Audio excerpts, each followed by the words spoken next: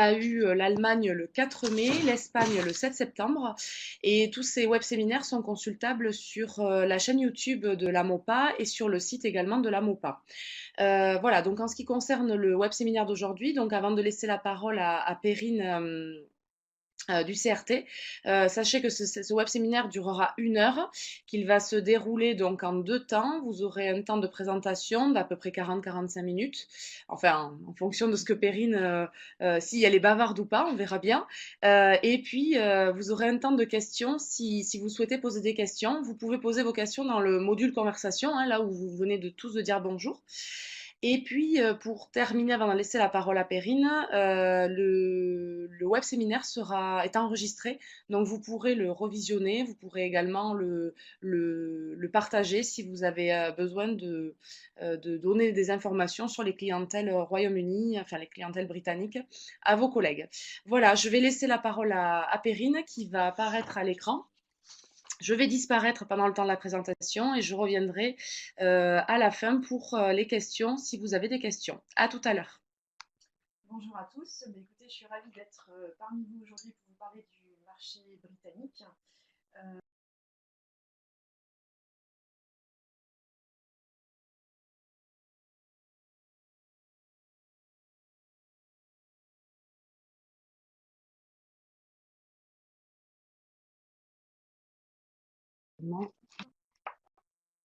Je recommence. Donc, il y a eu un petit décalage. J'ai pas pensé à allumer le son, ça commence mal. Donc voilà, donc je suis ravie d'être avec vous aujourd'hui pour vous parler du marché britannique que je vais vous présenter sous différents angles. D'abord quelques données économiques suivies de données touristiques. On va aborder un petit peu la structuration du marché du point de vue des professionnels et de la presse, aborder également les profils et les attentes des clientèles et éventuellement, enfin sûrement, aborder quelques conseils pratiques pour travailler le marché. Donc, concernant les données économiques, un petit peu de géographie. Bon, j'imagine que tout le monde le sait, mais le Royaume-Uni est composé de l'Angleterre, de l'Écosse, du Pays de Galles et de l'Irlande du Nord, ce qui forme du coup la plus grande île d'Europe, à seulement 34 km des côtes françaises. Le pays compte 65 millions d'habitants qui abrite 8,5 millions d'habitants sur Londres, qui est à peu près 15 fois plus grand que Paris. Tout ça crée une densité d'environ 267 habitants au kilomètre carré, c'est-à-dire à peu près 2 fois plus que la France. Et ça positionne du coup le Royaume-Uni en quatrième position des pays les plus peuplés, les plus denses en Europe. Alors en sachant aussi que la population est majoritairement concentrée en Angleterre à hauteur de 84%. Chaque pays a sa propre capitale, mais bien sûr Londres reste la capitale principale du Royaume-Uni. Une petite information, mais je pense que vous le savez aussi, c'est une monarchie constitutionnelle. La reine Elisabeth II, qui est à sa 64e année de règne, ne gouverne pas, c'est bien sûr le Premier ministre qui a les pouvoirs exécutifs. Donc le Royaume-Uni a bien sûr connu la crise comme à peu près tous les pays européens, mais affiche, si on regarde les indicateurs en 2015, une économie plutôt florissante. Elle se place au cinquième rang des économies mondiales avec un taux de croissance de 2,2%, quand la France affichait 1,3% et un taux de chômage autour de 5,3%. C'est leur plus bas niveau depuis 2008. Le salaire moyen est évalué à 39 000 euros par an. Il faut savoir que les Britanniques travaillent en moyenne 48 heures par semaine, que le temps partiel est plutôt développé, ce qui peut impliquer une certaine précarité. Ils comptent 28 jours de congé. En réalité, 20 jours de congé plus 8 jours fériés sur l'année. Donc voilà pour les données économiques. Alors l'année 2016 est une année un peu particulière puisque vous le savez tous, il y a eu le Brexit qui a été voté le 23 juin dernier, avec bien sûr des difficultés à évaluer l'impact réel qu'aura ce Brexit au niveau touristique. Ce qu'on a pu voir et constater, c'est qu'à court terme, il y a une baisse de la valeur de la livre face à l'euro qui entraînait de fait une baisse du pouvoir d'achat des Britanniques. Et à moyen voire long terme, on peut se poser des questions sur une éventuelle mise en place du visa pour sortir du pays. Est-ce que ça aura un impact aussi sur le coût du transport, puisque de toute façon les Britanniques sont obligés d'utiliser un moyen de transport pour quitter leur île, que ce soit le tunnel, le ferry ou l'avion. Donc il y a beaucoup d'incertitudes et de questions effectivement non résolues à ce jour. Ce phénomène, en tout cas à court terme, de la baisse de la valeur de la livre, peut entraîner un développement du staycation, c'est-à-dire le principe de passer leurs vacances dans leur pays, de redécouvrir leur pays et du coup de ne pas forcément choisir l'Europe et la France comme destination touristique. Alors après, il faut savoir que le CRT a lancé une conjoncture, enfin a contacté les socioprofessionnels de la région pour les interroger sur leur perception de la saison touristique 2016. Et ce qu'il en ressort, c'est que pour 38% d'entre eux, ils ont évalué une baisse de fréquentation des Britanniques et un retard dans les réservations qu'ils ont directement imputé au Brexit. Alors, ce ne sont que des estimations. On attend bien sûr d'avoir les chiffres de fréquentation avérés. Ça paraîtra dans quelques semaines. Après, le petit bémol qu'on peut mettre aux inquiétudes qu'on pourrait avoir face au Brexit, c'est que finalement, la clientèle qui fréquente la région, la Nouvelle-Aquitaine, est plutôt une clientèle CSP+. Donc, on pourrait imaginer que l'impact économique pourrait se faire un petit peu moins sentir sur cette clientèle-là que sur une clientèle un petit peu moins aisée. Mais on a encore une fois pas mal d'incertitudes et de difficultés à définir quel impact le Brexit aura sur la fréquentation touristique de la région. Donc maintenant, le marché britannique d'un point de vue touristique, donc les Britanniques sont, quoi qu'il arrive, très attachés à leur départ, à leurs vacances. Du coup, on a un taux de départ en vacances plutôt élevé, de l'ordre de 80%. Ça représente à peu près 65 millions de départs, toutes destinations confondues en 2015. Du coup, la France se place en deuxième destination derrière l'Espagne. Les Espagnols, enfin l'Espagne accueille à peu près 12 millions de départs en 2015. Et les Britanniques, si on les regarde sur leur fréquentation en France, arrivent en deuxième position après l'Allemagne. Donc la France est une destination qui est plutôt privilégiée pour les courts séjours.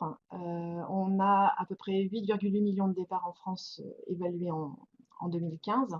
Les Britanniques séjournent en moyenne 7 jours, viennent plutôt d'avril à septembre.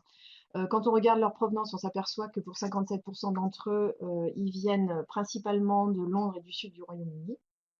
Ils sont plutôt âgés entre 35 et 44 ans, on parlait de CSP plutôt élevé, avec une dépense moyenne de 417 livres par personne, ce qui est un petit peu au-dessus de la moyenne de dépenses des étrangers en France. En termes de transport, on l'a évoqué, ils sont obligés d'utiliser un moyen de transport, donc la majorité, 5,7 millions d'entre eux, utilisent le ferry et le tunnel, et ils sont un peu plus de 3 millions à utiliser l'avion.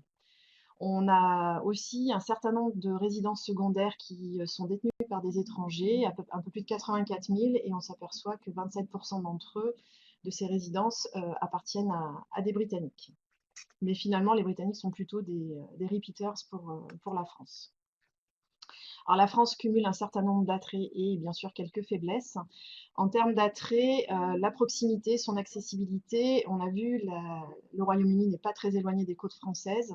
On a la chance d'avoir aussi pas mal de compagnies aériennes qui desservent nos aéroports, ce qui permet quand même, même si ce n'est pas le moyen de transport le plus usité, ça permet quand même de rendre la destination accessible pour du court séjour. Ils sont très attachés à la qualité de vie, à l'art de vivre à la française. Ils sont très férus de gastronomie, de vin. Ils adorent aussi aller sur les marchés, acheter des produits locaux. Donc voilà, ça ce sont des éléments qui les attirent en France. Idem pour la culture et le patrimoine, pour tout ce qui touche à la nature, aux paysages variés, à l'espace. On a vu que c'est un pays assez dense, donc du coup, ils apprécient nos campagnes, nos espaces variés et bien sûr l'ensoleillement.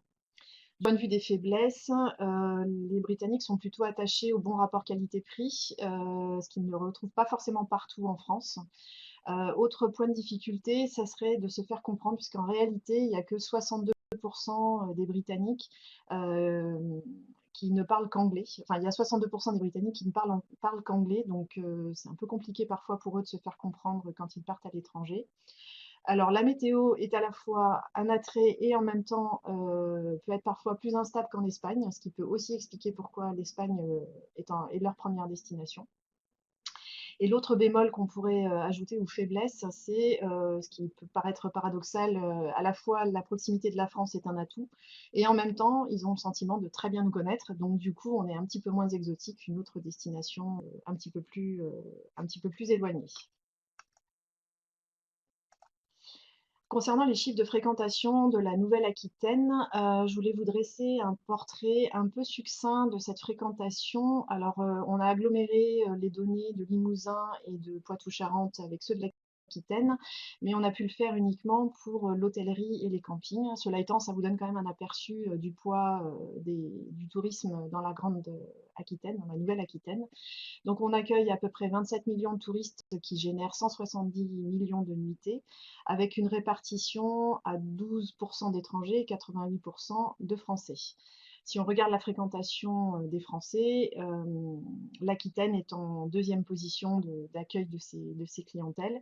Par contre, on se place en cinquième position pour l'accueil des clientèles étrangères.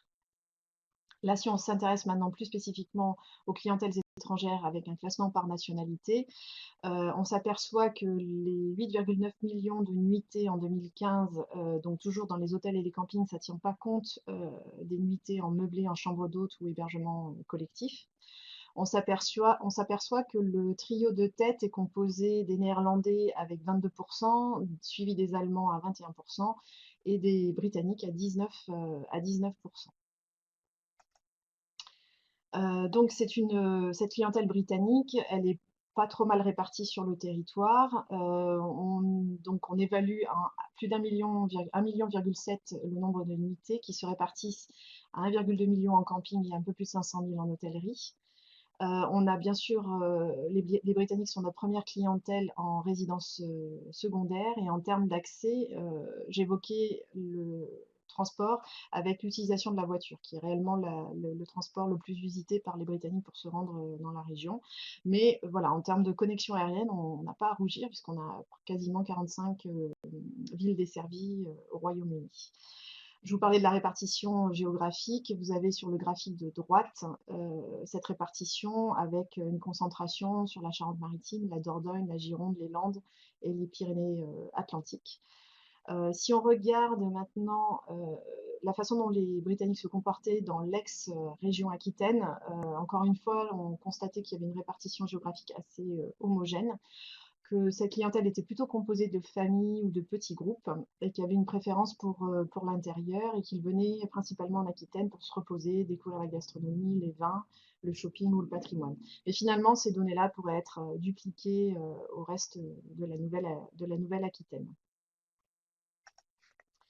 Concernant la structuration du marché, eh bien, en fait, il y a une structuration qui ressemble plus ou moins à ce qui se passe sur d'autres marchés européens. Mais on a deux gros tours opérateurs généralistes, Thomas Cook et TUI, qui dominent le marché. Ils détiennent à peu près, ils contrôlent le marché aux alentours des 2 tiers.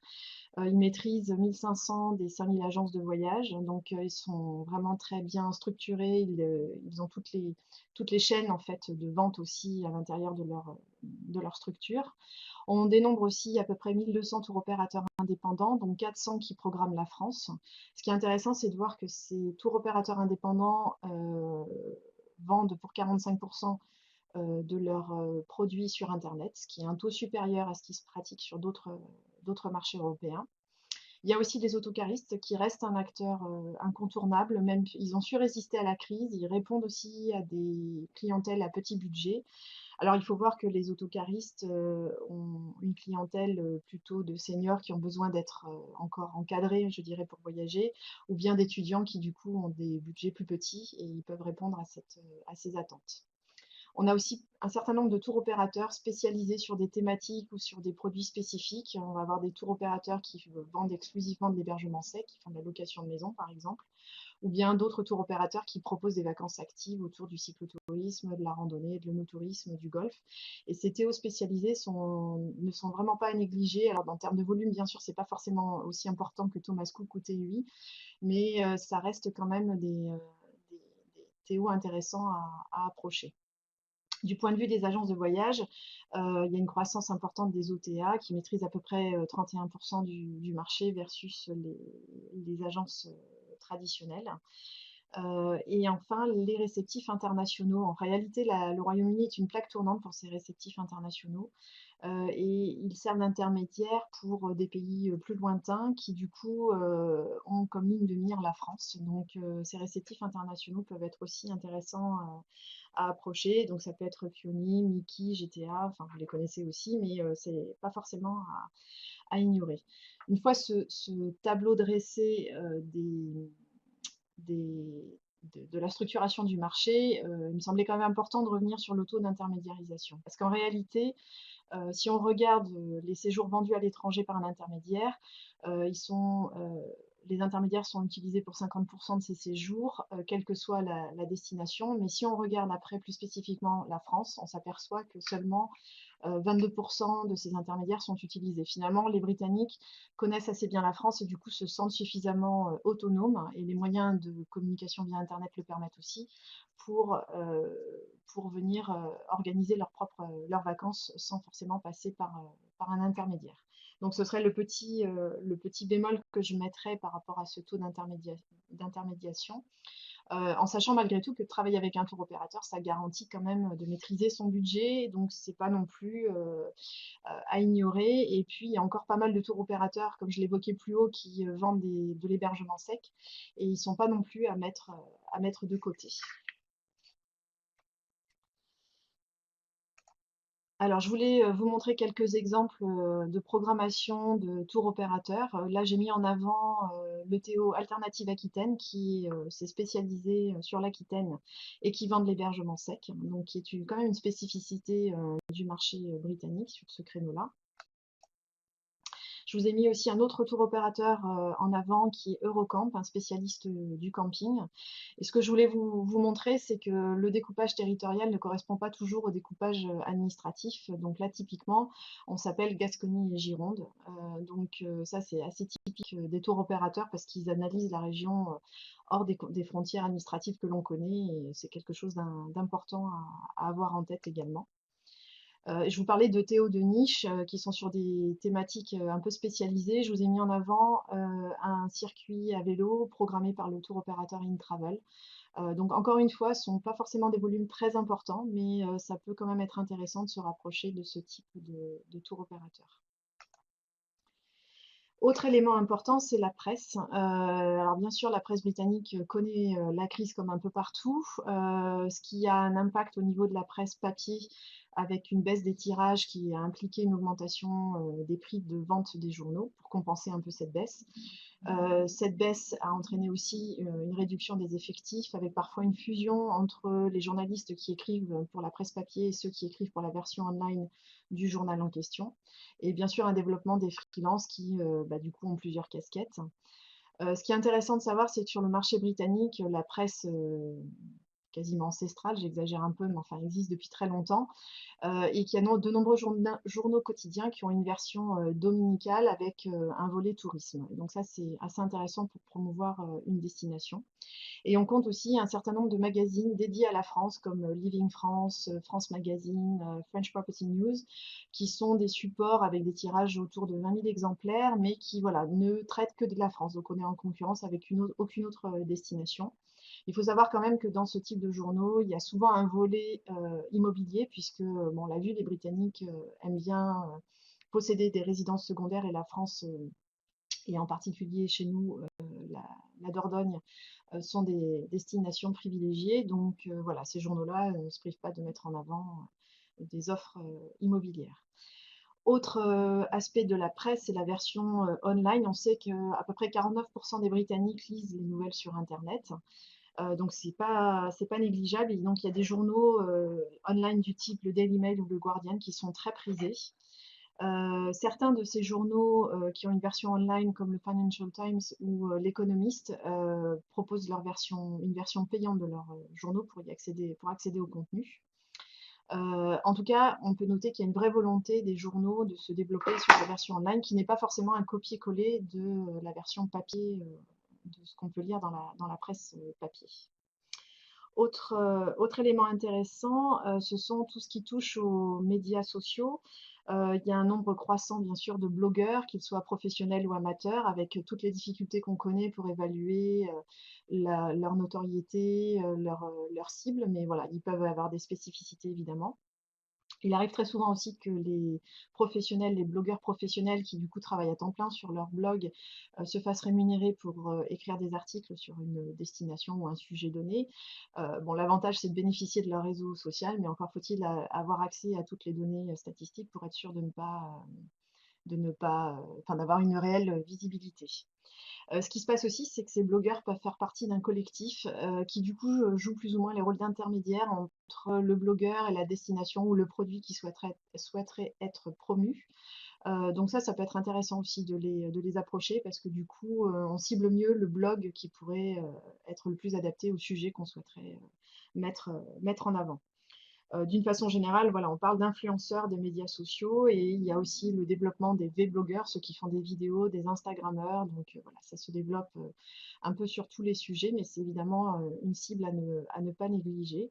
Et pour votre information, en 2015, Atout France a recensé 147 articles traitant de l'Aquitaine, générant une contre-valeur publicitaire de quasiment 2 millions de livres. Donc on a une couverture médiatique qui n'est pas trop mauvaise en Angleterre. Là, je vous ai mis en avant un petit tableau des principaux journaux britanniques. Vous voyez, pour certains, comme le Times ou le Daily Telegraph, ils existent depuis très longtemps déjà avec leur tirage. Je vous parlais d'une baisse du tirage. Effectivement, on est passé de 12 millions en 2001 à 7 millions en 2007 pour les quotidiens. Il y a une exception quand même. En 2015, le Times a lui décidé d'augmenter son tirage en passant à 450 000 exemplaires. Donc c'est plutôt rare. Il y a eu une tentative aussi cette année de lancer un nouveau journal qui s'appelait le New Day et qui malheureusement n'a duré que 2 mois. Donc c'est bien la réalité d'une situation un peu complexe pour la presse en Angleterre. Idem, autre information intéressante, le journal The Independent a abandonné sa version papier pour se concentrer sur une version online seulement depuis mars de cette année. Donc voilà l'évolution de la presse au Royaume-Uni. On va maintenant aborder le profil des clients, leur comportement touristique et leurs attentes. Les Britanniques ont, je dirais quasiment pour résumer, créé le voyage. Du coup, sont des voyageurs aguerris qui sont très attentifs au service et ils vont particulièrement apprécier de trouver dans leur chambre un plateau de courtoisie avec une bouilloire et quelques sachets de thé, d'avoir accès à un bar, qu'on leur prête un adaptateur de prise aussi, puisque bien sûr on n'est pas sur les mêmes normes, d'avoir accès à la presse britannique, de pouvoir accéder au Wi-Fi gratuit. Voilà, ils vont être attentifs à ce type de service. Je l'avais déjà évoqué, mais la notion de value for money est quelque chose d'important pour eux, tout comme un accueil chaleureux et en anglais, puisqu'on l'a vu, ils sont finalement très peu nombreux à maîtriser une autre langue que l'anglais. Avec les événements malheureux qui se sont déroulés en France ces derniers temps, et pas qu'en France d'ailleurs, ils portent une attention particulière à la dimension sécuritaire aussi de la destination, donc ça, c'est pas à négliger. On l'a déjà évoqué, mais ils vont aimer découvrir des spécialités locales, échanger avec leurs hôtes, découvrir la face cachée, entre guillemets, de la destination qu'ils découvrent. Et ils continuent voilà, à privilégier de l'hébergement marchand, que ce soit en hôtel, en camping ou en location. Là, j'ai trouvé une information concernant la plateforme Airbnb qui, pour le moment, n'est pas encore très utilisée au Royaume-Uni, puisque seulement 8% prévoyaient d'utiliser cette plateforme pour leurs vacances de 2016. Mais pour résumer, c'est quand même une clientèle voilà, mature, habituée à voyager et plutôt attentive à la qualité de service qu'ils vont avoir en face. Pour travailler ce marché, voilà quelques conseils que je pourrais vous communiquer. Si vous vous adressez au public britannique, d'une façon générale, voilà, il faut maîtriser l'anglais, que ce soit dans vos supports, sur le site internet ou en contact direct. D'une façon générale, les Britanniques à l'anglo-saxonne sont assez directs, donc ils vont apprécier une information claire, il ne faut pas se perdre en détails. Même si on a le sentiment qu'ils connaissent bien la France, il ne faut pas hésiter à resituer sur une carte où se situe la destination, la ville, l'hébergement, le site en question. Ils ont besoin quand même de repères géographiques pour se resituer, c'est quand même très important. Toujours dans le cadre des offres commerciales, il faut là aussi être très clair sur ce que les produits ou les offres contiennent. On a évoqué les réseaux sociaux. On s'aperçoit qu'il y a à peu près 61% des Britanniques qui ont au moins un compte, que ce soit Facebook, Twitter, etc. et que du coup les applications smartphones sont pertinentes aussi pour les clientèles de tous les âges. Donc il ne faut pas hésiter à utiliser ces médias pour vous faire connaître. Et on a évoqué la dimension des résidences secondaires, enfin l'importance des résidences secondaires. Donc là aussi, pourquoi pas s'appuyer sur ces Britanniques résidents et leur réseau pour se faire connaître. Ils peuvent être un bon vecteur, de bons ambassadeurs pour parler de la destination, du territoire.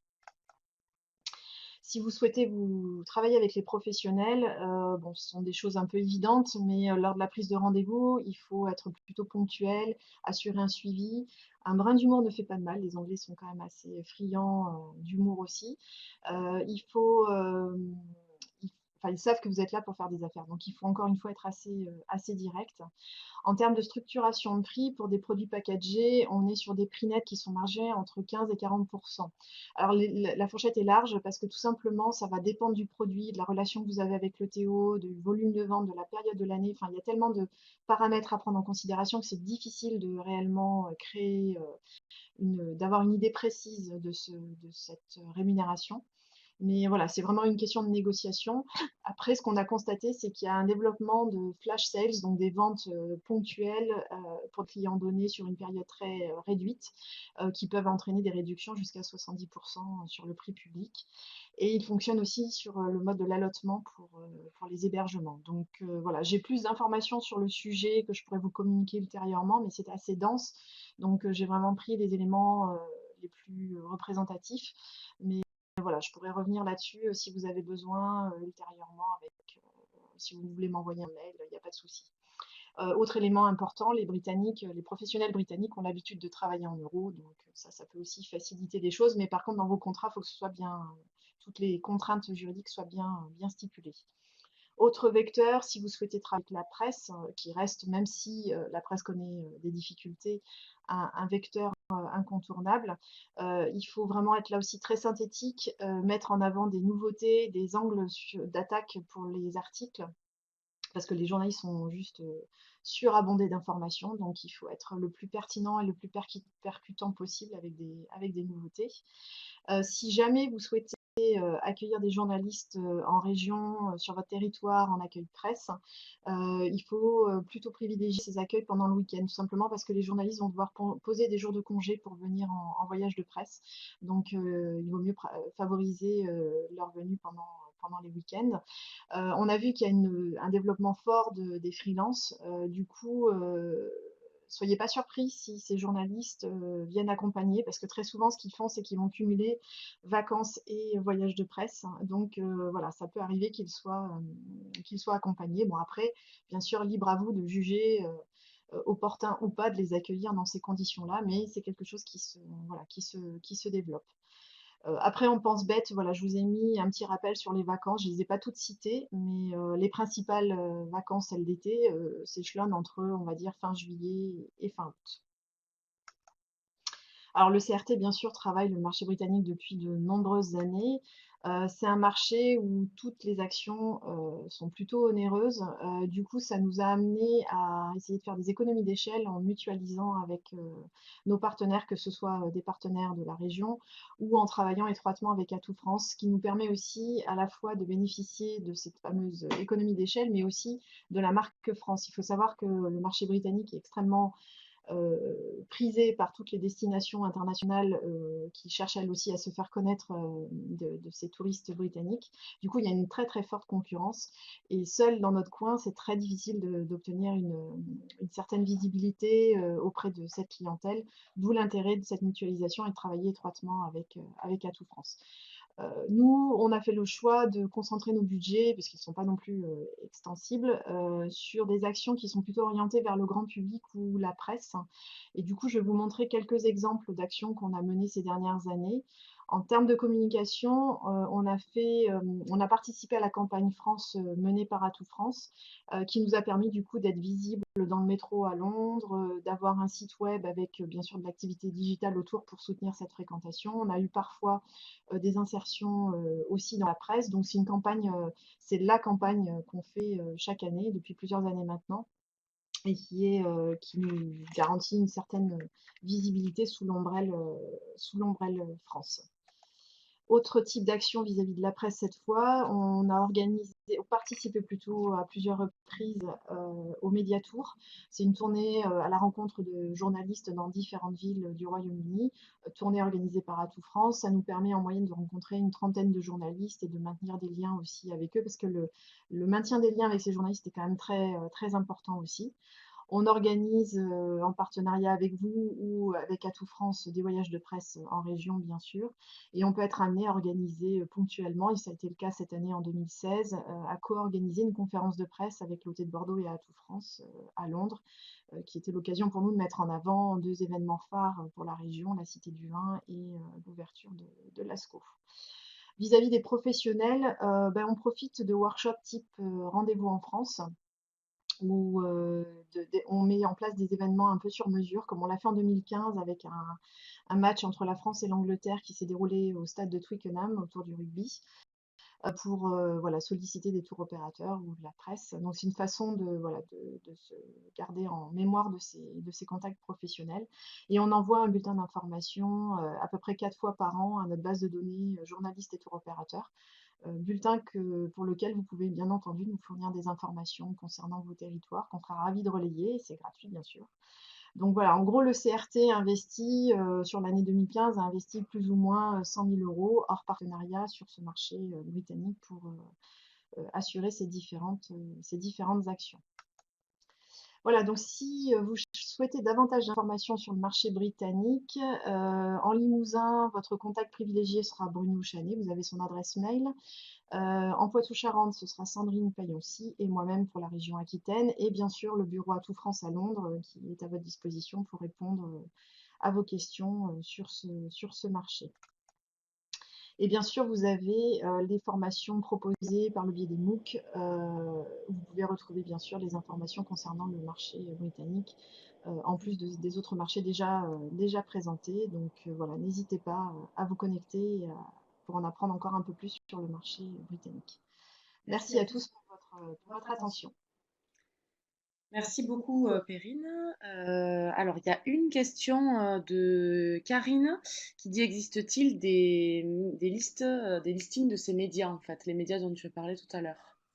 Alors des listings au sens strict, non, mais moi je peux tout à fait. Enfin, voilà, la base que j'ai mise sur cette présentation est assez représentative des principaux journaux britanniques. Bien sûr, après, il y a tous les magazines, il y a tous les guides aussi de voyage comme le Lonely Planet, le Condé Nast Traveler, que j'ai pas cité. Mais je peux tout à fait, par mail, a posteriori, renvoyer cette liste et la compléter d'autres supports. Elle ne sera pas forcément exhaustive, mais enfin bon, ça vous dresse déjà un bon panel de cette presse britannique. Éventuellement, oui, si tu veux faire passer peut-être une liste, Oui, et puis moi j'envoie aux bien sûr, participants, si ça avec vous plaisir. va, Ouais, éventuellement, voilà, d'avoir ouais, cette liste, comme ça vous aurez les ouais, éléments. Alors effectivement, il y a un petit bout dans le PowerPoint, ouais, mais voilà, si tu peux ouais, compléter, bien sûr. et je vous enverrai la liste. Est-ce que vous avez peut-être d'autres questions à poser à Perrine? Profitez-en. Je vois que ça résonne, mais c'était normal, c'était le micro qui résonnait, je pense. Est-ce que vous avez des questions, éventuellement?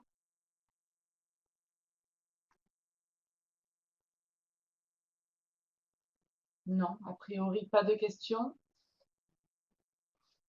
Je vais. Hop. Je sais pas si on m'entend en fait très bien. J'ai coupé mon micro. D'accord. On attend. Laure est en train d'écrire.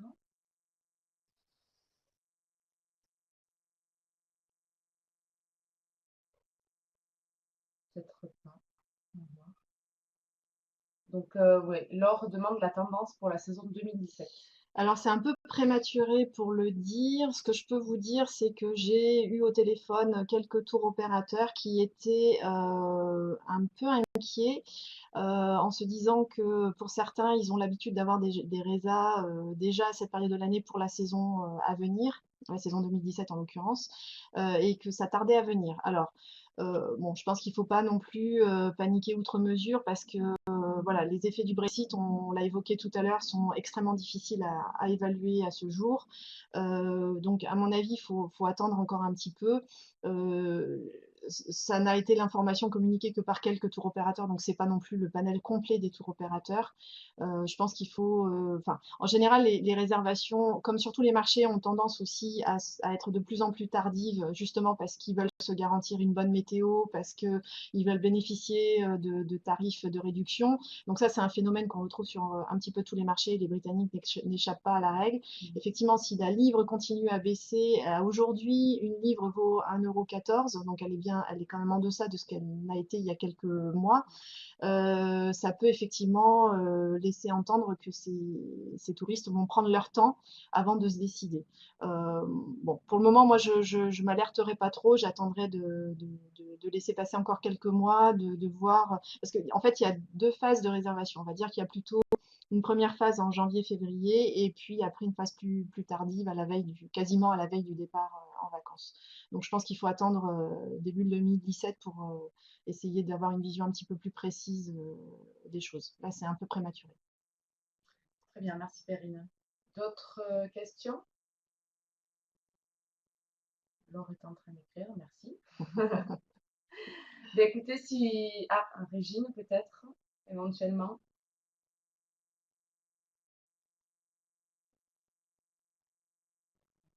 Non? Oui, non.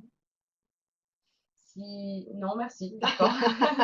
Bon, mais Parfait. écoutez, si vous n'avez pas d'autres questions, n'hésitez pas si vous avez des questions à les poser à Perrine Ouais, par mail, directement hein, par puisqu'elle mail. a laissé son adresse, ou à vos référents Mm, aussi sur les ex-régions mm.